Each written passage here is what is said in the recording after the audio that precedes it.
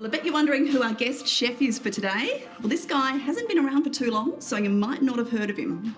Tony. Thanks for the great introduction there, Jazz. So what are you cooking for us today? We're just going to do a simple dish, absolutely beautiful, but so we've got some carpaccio and seared WA scallops, a little bit of parmesan, capers, olive oil, a few flowers, pretty it up. So that's raw meat, right? Absolutely. The best thing about it is you can't overcook it, so it's a great dish. All right, that is good. So I'll pop off to the shops and get what we need. Thanks so much. See you Cheers. soon. Okay, Tony, we've got everything we need here. What is the first step? Okay, well, thank you very much for grabbing that for me.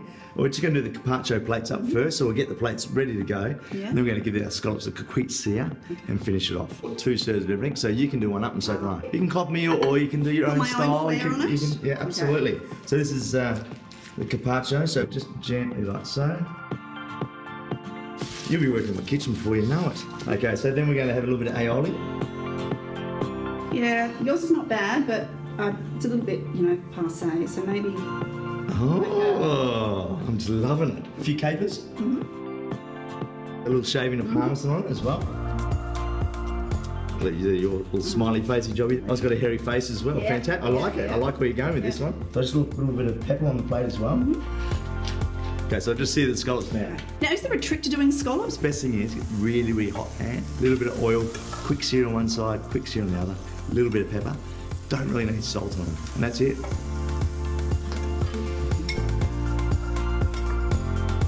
There we go. Now play fair, there's 3 each. Well, hey, they might be rubbery, so... Not on my watch. Look, I've gone for big plump ones too, see that?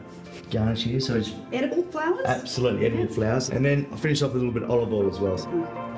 I better redeem myself by following your lead there, so there we go. There we go, exactly. I'll tell you what. This looks beautiful, Tony. This looks beautiful, Tony.